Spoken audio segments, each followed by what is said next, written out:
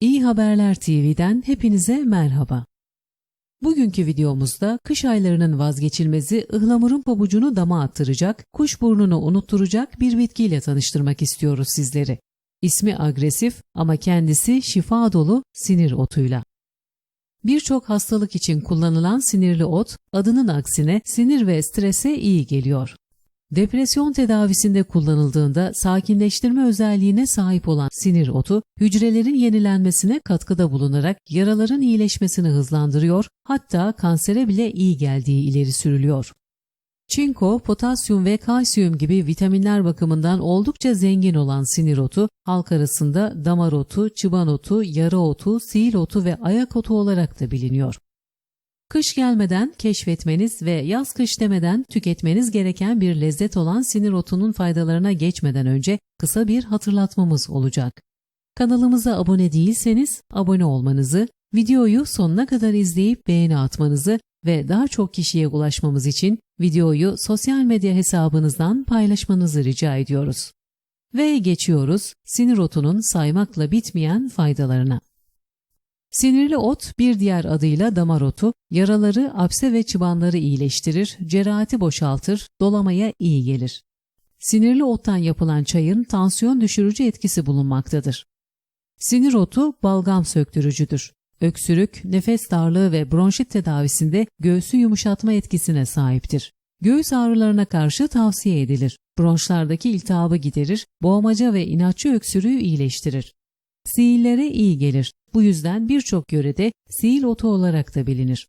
Yapraklarını çiğnemenin diş ağrılarına ve diş taşlarına iyi geldiği söylenir. Sinirli otun idrar söktürücü özelliği vardır. Kabızlığa karşı da kullanılmaktadır. Parazit düşürmede oldukça etkilidir.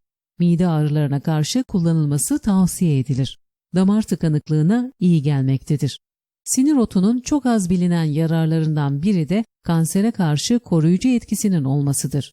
Sinir otunun tümörlü hücreleri onarıcı özelliği bulunmakta, özellikle gırtlak ve rahim kanserine iyi geldiği ileri sürülmektedir. Yaprakları cilt bakımında kullanılır, sivilce, akne ve siyah noktaları geçirir. Sinir otu şeker hastalığı için de kullanılmaktadır. Ancak uzman doktor kontrolünde kullanılması gerekir. Ayak parmaklarında oluşan pişiklere ve böcek sokmalarından kaynaklanan şişkinliklere iyi geldiği bilinmektedir. Nasırların tedavisinde kullanılır. Tek başına zayıflatıcı etkisi olmasa da sinirli ot vücuttan toksin ve ödem attırıcı özellikleri sayesinde zayıflamaya destek niteliğinde bir bitkidir.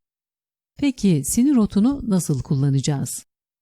Egzema tedavisinde kullanmak için sinir otunun yapraklarından lapa hazırlayıp bu lapayı egzemalı bölgelerinize sürün. Apse ve çıban tedavisinde kullanmak için sinir otunu sıcak bir suyun içerisinde bekletin, yumuşayan otu problemli bölgenize sürün ve o bölgeyi sarın. Parazit düşürme etkisinden faydalanmak için sinir otunun yapraklarını dövün, ardından bu dövülmüş yaprakları yutun. Mide ağrılarını gidermek için faydalanacaksanız yapmanız gereken taze sinir otu yapraklarını direkt olarak yemek.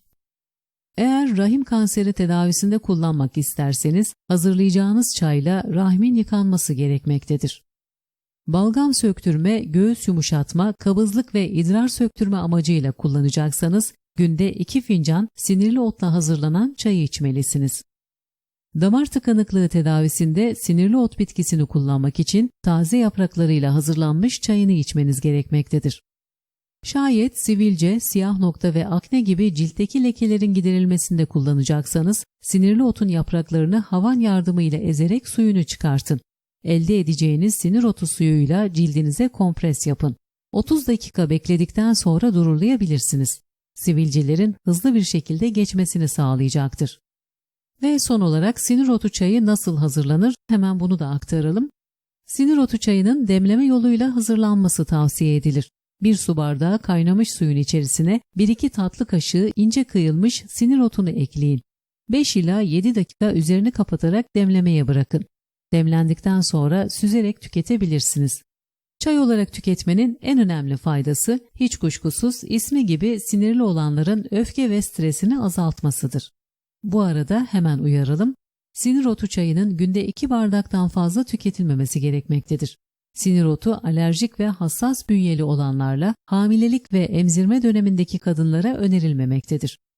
Özellikle ciltte kızarıklık, kaşıntı, deride döküntüler gibi etkileri olabileceğinden taze olarak kullanmaktansa kurutulmuş hali tavsiye edilmektedir.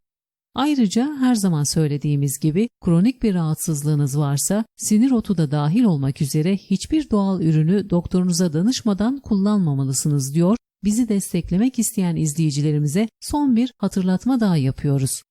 Kanalımıza abone değilseniz abone olmanızı, beğeni, yorum ve paylaşımlarınızı bekliyoruz.